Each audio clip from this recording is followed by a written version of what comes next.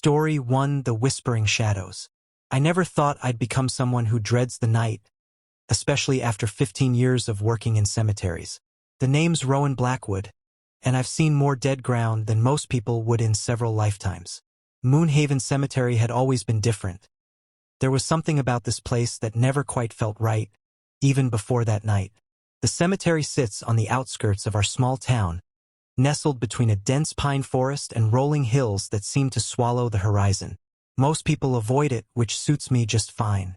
My job isn't about making friends or entertaining curiosity. It's about maintaining these grounds, keeping the history preserved, the memories respected. That particular evening started like any other. October was always the worst month. The air gets thick, almost heavy with something I can't quite explain.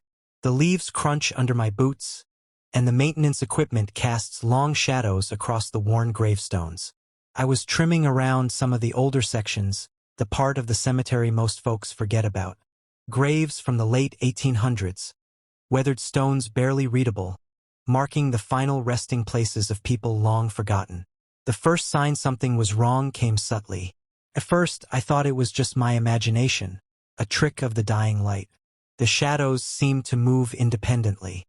Not like normal shadows that stretch and shrink with the setting sun, but deliberately, almost like they were alive. I remember stopping mid-trim, my hedge clippers suspended in mid-air. There was a section near the oldest mausoleum where the shadows didn't behave right. They stretched too far, bent at impossible angles, and seemed to pulse with a kind of dark energy that made the hair on the back of my neck stand up. Then came the whispers. At first, I convinced myself it was the wind. But these weren't random rustlings, these were words. Fragmented, desperate sounds that seemed to emerge from the ground itself. Sometimes a half-spoken name, sometimes what sounded like a plea. Always just at the edge of comprehension. I've worked in enough cemeteries to know when something feels wrong. And this was beyond wrong. This was something that shouldn't exist. That night, I decided to stay late. Call it professional curiosity, call it stupidity. I needed to understand what was happening. As darkness fell, the whispers grew more pronounced. They seemed to emanate from the freshly covered graves, those dark mounds of earth that still looked raw and unsettled. My flashlight began to flicker, first subtly, then with increasing intensity. The batteries were new, but it was like something was draining the light. The shadows around me began to take shape, forming what looked like, and I know how crazy this sounds, human outlines. Dark, fluid shapes that moved with an intelligence that no shadow should possess. One of them, a particularly dense, almost three-dimensional shadow, seemed to move closer to me. I could feel a cold that went beyond temperature, a kind of existential chill that seemed to seep into my very bones. It was watching me, studying me. I've heard stories from other cemetery workers about strange occurrences. Late-night encounters, unexplained phenomena. But I always chalked them up to overactive imaginations and too much time spent alone among the dead. Now, I wasn't so sure. The whispers started to form a pattern. Fragments of conversations, snippets of what seemed like old memories. "Remember me," one voice would say. "We're still here," said another. And then, most chilling of all, "You don't belong." I knew the history of Moonhaven. It wasn't just a cemetery. It was built on land that had a history long before the first settlers arrived.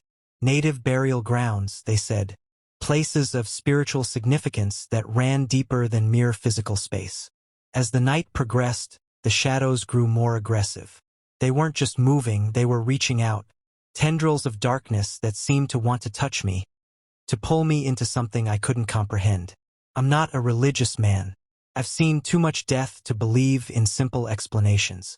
But that night, I understood there are things in this world that exist beyond our understanding. Things that live in the spaces between what we know and what we're afraid to admit might be true. When dawn finally broke, the shadows retreated. The whispers faded. But I knew, absolutely knew, that what I'd experienced was real. Moonhaven Cemetery wasn't just a place of rest. It was a place where something else resided. Something that watched. Something that remembered.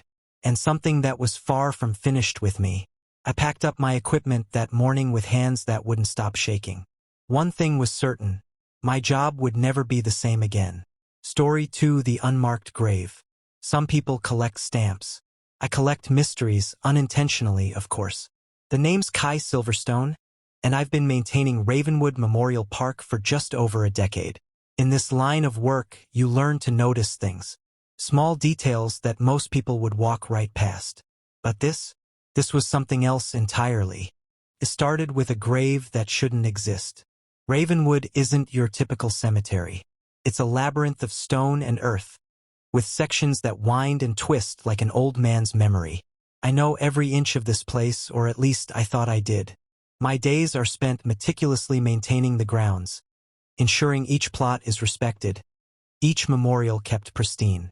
The first time I noticed the unmarked grave, I chalked it up to a trick of the light. Memorial Park has old sections with irregular layouts, plots that don't quite line up. But this was different. Patch of ground, slightly raised, with no marker, no name, no date. Just there. What made it strange wasn't just its appearance, but its location. I'm obsessive about my records. Every plot is mapped, documented, photographed. But this grave seemed to move. One day it would be near the old oak tree at the east end, the next week closer to the maintenance shed. At first, I thought I was losing my mind. My tools started disappearing. Not all at once, but piece by piece. A trowel here, a rake there. I'd set them down in one spot, turn around, and they'd be gone. Always reappearing in the most unexpected places. Once inside a hollow tree trunk. Another time buried just inches beneath the ground near that mysterious unmarked grave. I started documenting everything. Photographs, detailed notes, precise measurements. The cemetery's records went back to the late 1800s, and I was determined to find some explanation. Who was buried there? Why no marker? And why did it feel like the ground itself was alive? Old Mrs. Carpenter, the town historian, was my first stop. She's been around longer than most of the headstones in Ravenwood. When I described the unmarked grave, her face went pale. Not the kind of pale that comes from shock, but the kind that speaks of deep, buried memories. Some graves, she told me, her voice barely above a whisper, are better left undisturbed. It wasn't the answer I was looking for, but it was the first hint that something deeper was at play. The local archives revealed fragments of a story about a man who went missing in the late 1930s. James Harrow, a local prospector who supposedly vanished while exploring the hills near town. No body was ever found. But that was just the beginning. The personal items started next. My wallet would be in a different pocket. My phone would be positioned slightly differently than where I'd left it. Small things, subtle changes that would drive anyone to question their own sanity. One night, working late, something I'd done 1,000 times before, I felt watched. Not the kind of watched you feel when someone's nearby, but a deep, penetrating sense of being observed. The air grew thick, heavy with something I couldn't explain. My flashlight began to flicker, casting wild shadows across the gravestones. That's when I saw it. The unmarked grave was changing. The earth seemed to breathe, rising and falling like a sleeping beast. I approached cautiously, my heart racing. As I got closer, I could have sworn I heard something. A whisper, a breath, something just at the edge of hearing. My hand reached out. I don't know why. Something compelled me to touch the grave, to understand its secret. The moment my fingers brushed the soil, everything changed. A rush of images flooded my mind. A man lost in the wilderness. A secret buried deep. Promise that was never kept. Fragments of a life, of a death, of a mystery that had been waiting to be uncovered. When I came to, my clothes were covered in dirt. The unmarked grave looked undisturbed, but I knew, absolutely knew, that something fundamental had changed. Ravenwood Memorial Park kept its secrets. But not all secrets want to remain hidden forever. And I had a feeling this was just the beginning. Story 3: The Midnight Restoration. People think cemetery preservation is just about maintaining old stones and cutting grass. They're wrong. It's about preserving stories, protecting memories, and sometimes, though I hate to admit it, holding back something far more complicated than simple maintenance. My name is Zara Nightingale, and I specialize in historical cemetery restoration. Shadowcrest Historical Cemetery has been my most challenging project yet. A sprawling landscape of 18th-century graves that seems to breathe with a history most would prefer to forget. The project started innocently enough. A grant from the State Historical Society, a mandate to restore and preserve one of the oldest burial grounds in the region. Most of my colleagues thought it was a dream assignment. I knew better. Shadowcrest wasn't just old, it was ancient. The graves dated back to the town's earliest settlers, with some markers so weathered you could barely make out a name. My team and I used specialized techniques: ground-penetrating radar, careful cleaning, meticulous documentation. We were scientists, historians, preservationists. But science has limits, and Shadowcrest knew that. The first signs were subtle. Tools would move when no one was looking. Not dramatically, just slight shifts. A trowel an inch from where I'd left it. A brush turned at a slightly different angle. Things that could be explained away by wind, by an absent-minded colleague, by anything but the truth. Night work was always part of the restoration. Some delicate processes required minimal light, minimal disturbance. I'd worked night shifts in cemeteries before, but Shadowcrest was different. The sounds came first.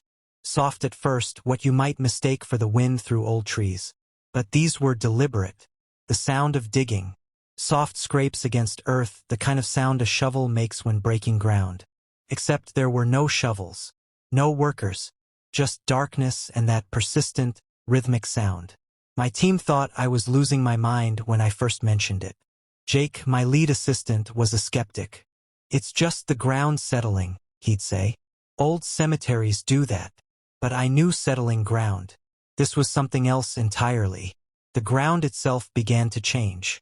Subtle at first, slight movements that could be attributed to soil erosion, to natural processes. But then more pronounced. Entire sections would seem to breathe, rising and falling like a sleeping creature. Historical research became my lifeline. I dug into Shadowcrest's archives, municipal records, anything that might explain what was happening. What I found was more disturbing than the phenomena themselves. Shadowcrest wasn't just a cemetery. It was built on land that had a history long before European settlers arrived. Native burial grounds, sacred spaces that had been violated, displaced. The graves we were restoring were built on top of something far older, far more significant. The ghostly figures came next. Not the transparent, Hollywood-style apparitions. These were substantial. Shadows with weight, with presence. They would appear during our night work, standing between gravestones, watching. Always watching. I started documenting everything. Photographs, audio recordings, detailed logs. Most would be dismissed as tricks of light, of an overactive imagination. But I knew what I was seeing. One night changed everything. I was working alone, something I'd done 100 times before, cleaning a particularly old section of the cemetery, using specialized solutions to carefully remove years of grime and decay from historic markers. The moon was full, casting long shadows across the ground. That's when I heard my name. Not a whisper. Not a sound you could mistake for the wind. My name, clear as day, spoken in a voice that seemed to come from everywhere and nowhere at once. Zara. The ground around me began to move. Not dramatically, but definitively. Graves that had been undisturbed for centuries began to shift. Soil moving, stones adjusting, as if something beneath was trying to rise. And then I saw her. A figure stood near the oldest section of the cemetery. Not a ghost in the traditional sense, but a presence. Dressed in clothing from another era, standing perfectly still, watching me with an intensity that froze my blood. She was familiar, impossibly familiar. The research I'd done, the family histories I'd traced. Suddenly it all made sense. The woman was connected to me, not just historically, not just through some distant bloodline. She was directly connected to my family's history. As dawn approached, the figures receded. The ground settled. But I knew something fundamental had changed. Shadowcrest wasn't just a cemetery. It was a connection. A bridge between what was, what is, and what might yet be. Some mysteries are better left undisturbed, but some demand to be understood. And I was just beginning to understand. Story 4: The Silent Guardians. Some people are born into their calling. Me? I was dragged into mine, kicking and screaming, sometimes quite literally. The name's River Calloway, and I've been a groundskeeper at Everwood Memorial Gardens for longer than I care to admit. This isn't just a job. It's a burden, a responsibility that chose me long before I understood what that meant. My family has maintained this cemetery for generations. It's not something you discuss at dinner parties or bring up during casual conversation. When people ask about my work, I smile, I nod, I change the subject. Because some stories aren't meant to be shared. Some truths are better left buried. Just like the secrets that rest beneath Everwood's carefully manicured grounds. The first time I realized this place was different was when I was just a kid, maybe 10 years old. My grandfather, a stern man who spoke more to the dead than to the living, was showing me how to tend the grounds. Some graves, he'd say, need more than just maintenance. They need protection. I thought he was talking about preserving history. I was wrong. Everwood isn't just a cemetery. It's a sanctuary. A place where something older than our understanding of life and death keeps watch. The graves here aren't just resting places. They're containment. My routine was always the same. Early mornings, before the world truly wakes up. Checking the grounds, ensuring everything was in order. But order means something different here. It's not just about neat rows and trimmed grass. It's about maintaining the balance. The first sign always came with the mist. Not the typical morning fog, but a specific kind of mist that seemed to rise from the ground rather than settle on it. Dense, deliberate, alive. Most groundskeepers would have quit after the first few incidents. The tools that would move on their own.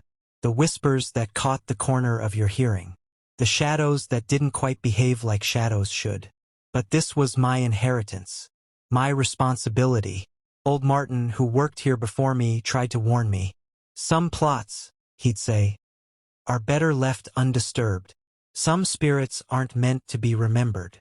I used to think it was the ramblings of an old man. Now I know better. There was a section of Everwood that we never touched.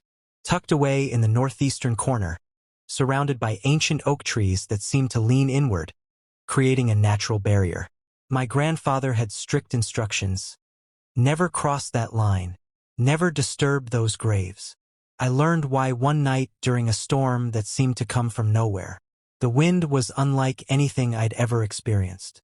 Not just strong but purposeful. Trees bent at impossible angles. The ground itself seemed to pulse. And then I saw them, the guardians. They weren't ghosts. Not in the way movies depict them. These were entities. Shadows with substance, with intent. They rose from the graves in the forbidden section.